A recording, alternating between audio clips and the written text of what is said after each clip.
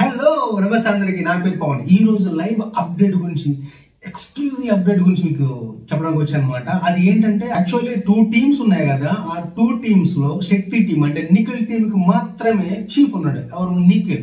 So Kantara team కి అబ్బాయి jump అయిపోయిన తర్వాత ఎవరు లేరు కాబట్టి చీఫ్. సో ఆ చీఫ్ కావడానికి కోసం అని చెప్పేసి కాంతార టీం కి ఒక పోటీ అయితే పెట్టాడు అనమాట. ఆ పోటీ ఏంటంటే కంటెస్టెంట్లు 10 మంది కంటెస్టెంట్లు ఫోటోలు ఒక స్టాండ్ లో వరుసగా పెట్టి ఆ ఫోటోని ఎవరైతే చీఫ్ అవ్వకూడదు అన్న వాళ్ళ నెత్తి మీద కొట్టాలన్నమాట. కొడితే దిమ్మ తిరిగిపోయి బ్లాక్ అయిపోయి అక్కడ పగిలిపోతుంది అనమాట బొమ్మ.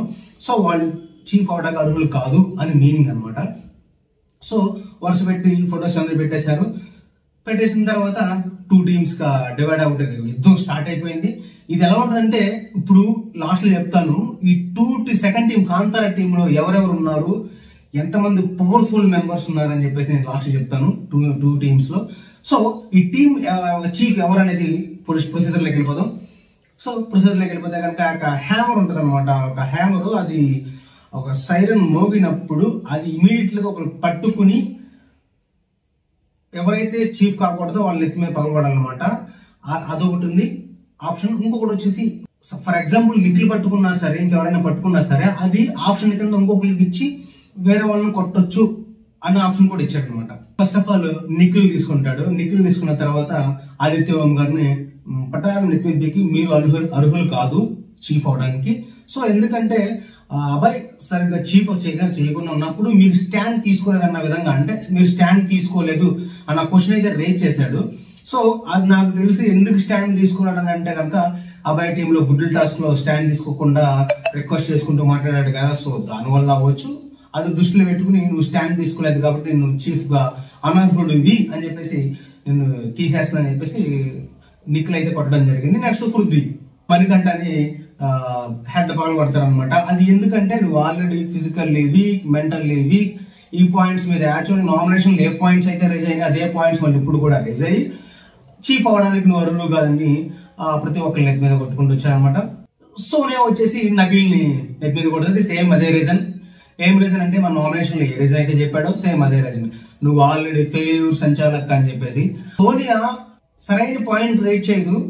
ఆమెకి ఎక్కడైతే అప్పటికప్పుడు ఈగో టచ్ అయింది అనుకో, ఆ పాయింట్ రేట్ చేసి నామినేట్ చేయడం కానీ, ఆ పాయింట్ రేట్ చేసి ఇప్పుడు చీఫ్ గురించి ఇతిహాసం చూసావా. అట్లాగా నబీల్ ని ఆల్రెడీ ఫెయిల్యూర్ సంచాలక పేరుతోనే చీఫ్ గా ఉండడానికి అర్హుడు కాదు అని చెప్పేసి నబీల్ ఎత్తుబాలు కూడా వేస్తుంది.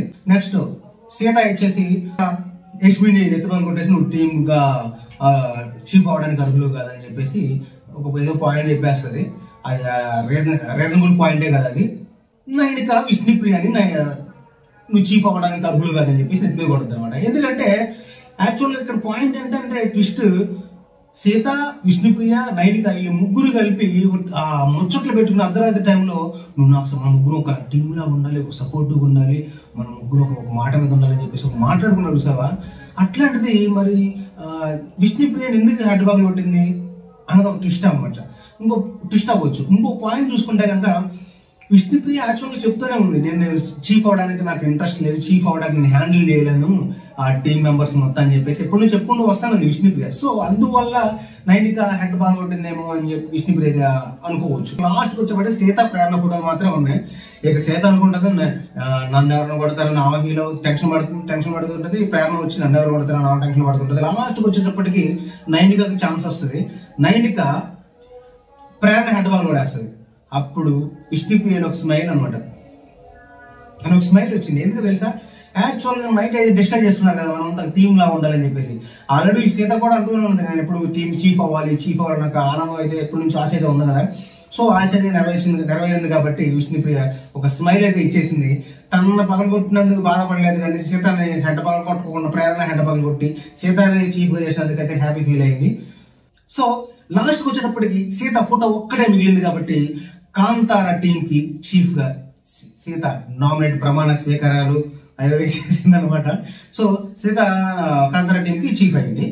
సో ఇప్పుడు ఈ 2 టీములు చూసుకుంటే కనుక ఎవరు స్ట్రాంగ్ కంటెస్టెంట్లు, ఎవరు తోపు కంటెస్టెంట్లు, ఎవరు ఆర్గ్యుమెంట్లు చేస్తారు, ఎవరు టీంలో ఎవరున్నారు అనేది నేను క్లియర్గా చెప్తాను. ఇప్పుడు శక్తి టీంలో ఎవరున్నారు, కాంతార టీంలో ఎవరున్నారు.